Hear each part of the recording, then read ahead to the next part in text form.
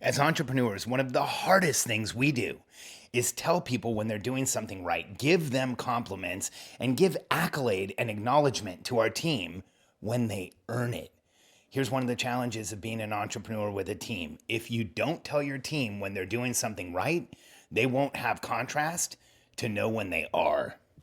I'm Alex Sharfin, and this is the Momentum Podcast, made for empire builders, game changers, trailblazers, shot takers, record breakers, world makers, and creators of all kinds.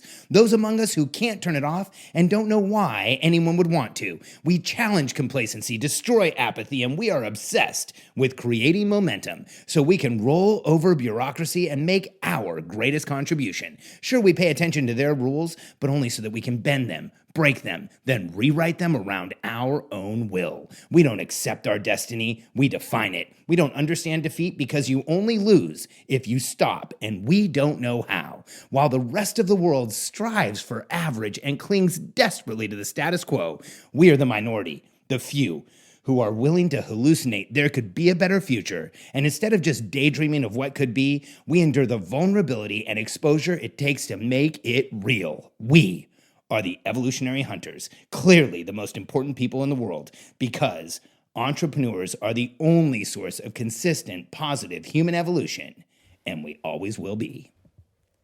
Our business is getting more exciting by the day. I don't know how else to describe it. It's just, this is the most fun I've ever had in my career.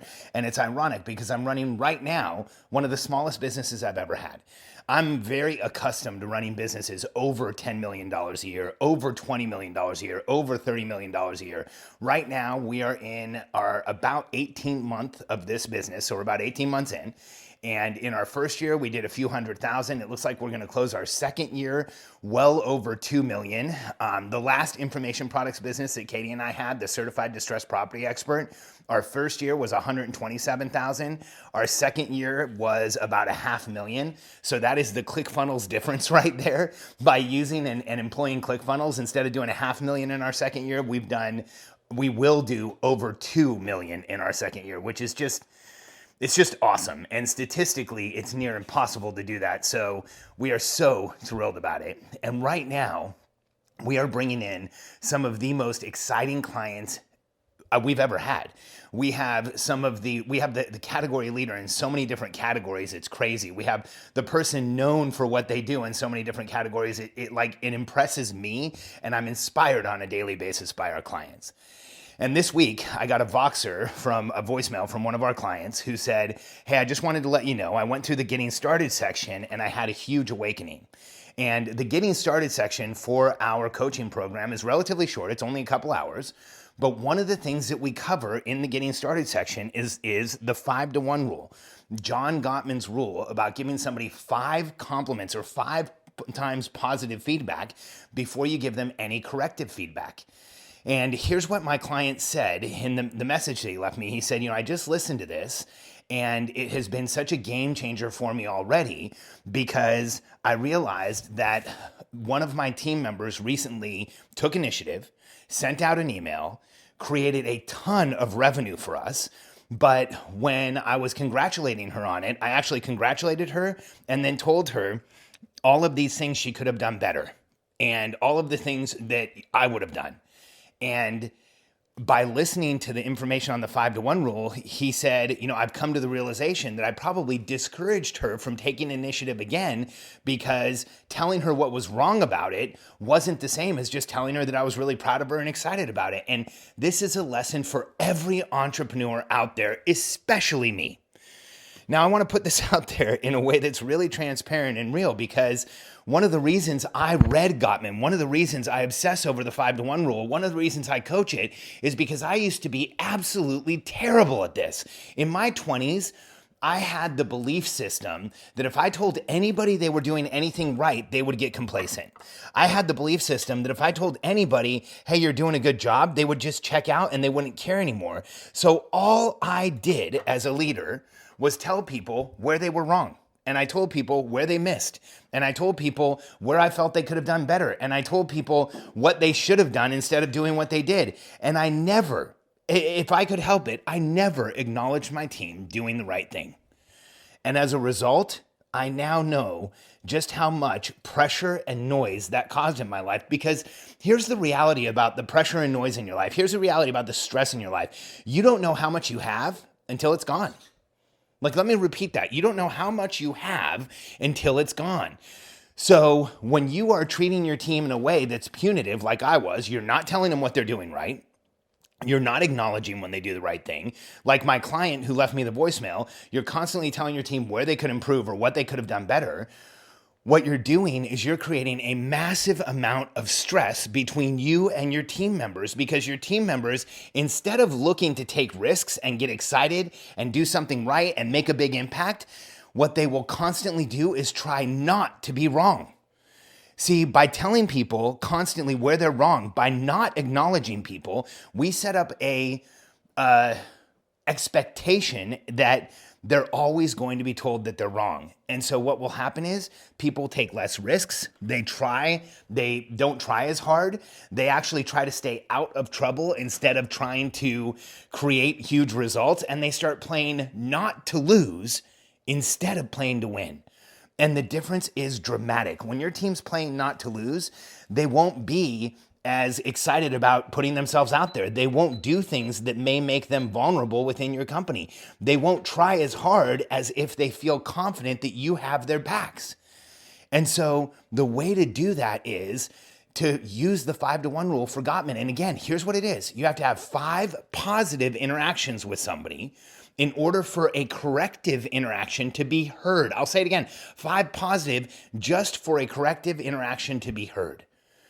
And when we don't manage that way as entrepreneurs, and when we're constantly telling people what they're doing wrong, that's just who we are.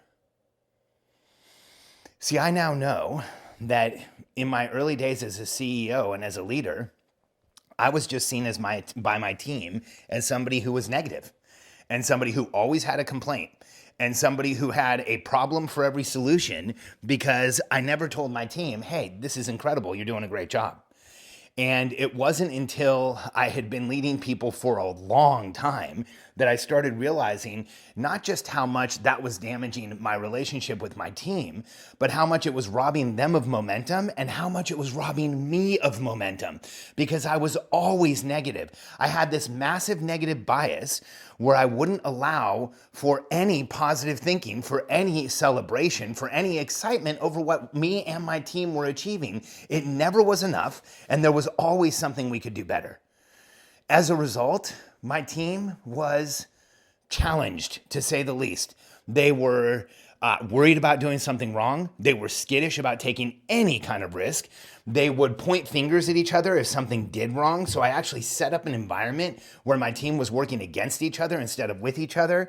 And it robbed us of a ton of momentum. And I know that we could have created so much more and done so much more and been so much more effective had we focused on the positive. In fact, here's an experiment that I encourage entrepreneurs to do.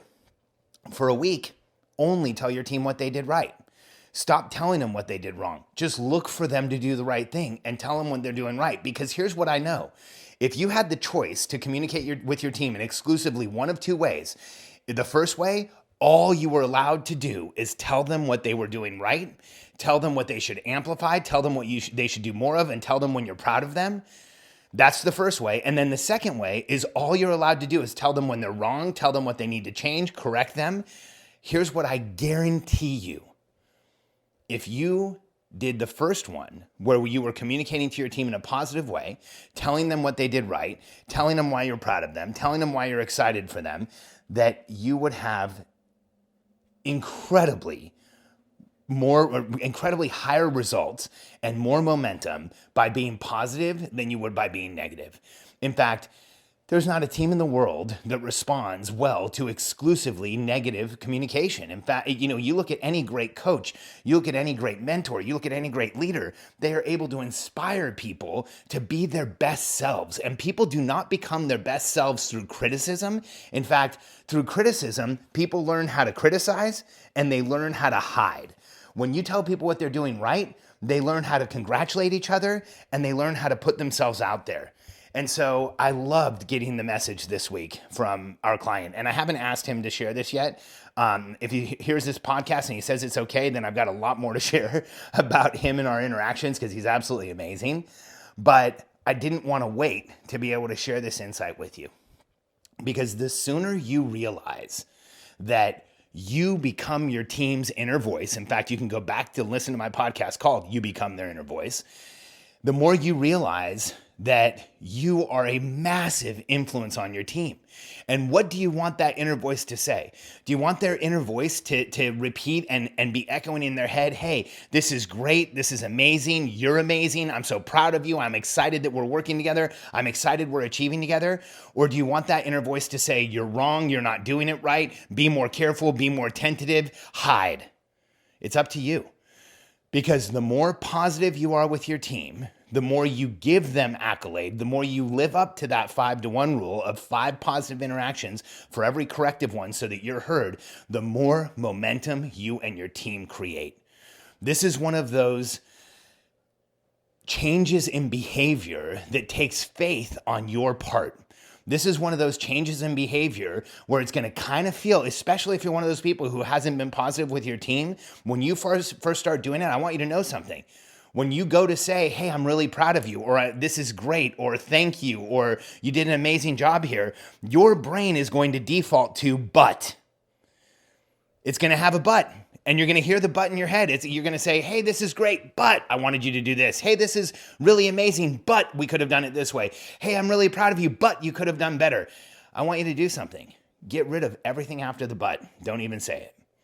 Just tell your team where you're proud of them, where you're excited about it, where you're excited about what they've done, where they've helped you create momentum, and you will see a massive shift in the people you work with. And I don't care if you work with 1, 100, 1,000, or 100,000. It doesn't matter. The more they see you as someone who is positive, the more they see you as someone who helps them understand where they're doing their best work, the more they see you as someone who supports them and is excited for them and is giving them positive feedback, the more they are going to put themselves out there, be vulnerable, make things happen, take risks in your organization. They will make some mistakes. But here's the fact. As entrepreneurs, we need people who put themselves out there, who become vulnerable, who go to the edge, because that's what we expect from our teams. Anything else feels like they just aren't going fast enough. So if you want to speed up your team, get more done than you ever thought possible, increase your ratio of success and put it through the roof, start telling your team what they did right, and you will see a massive change in behavior. If you're ready to start building the team you've always known you wanted and communicate with them in a way that keeps everybody going in the same direction and grows your business incredibly fast, go to billionairecode.com/apply, fill out the short application, and you'll end up on the phone with me or a member of my team.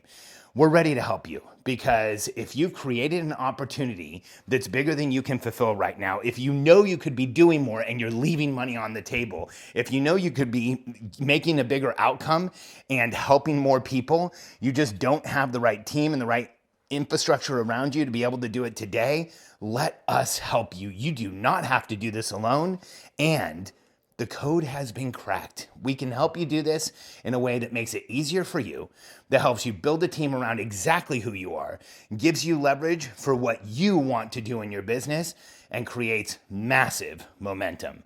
Go to billionairecode.com/apply, and we look forward to talking to you.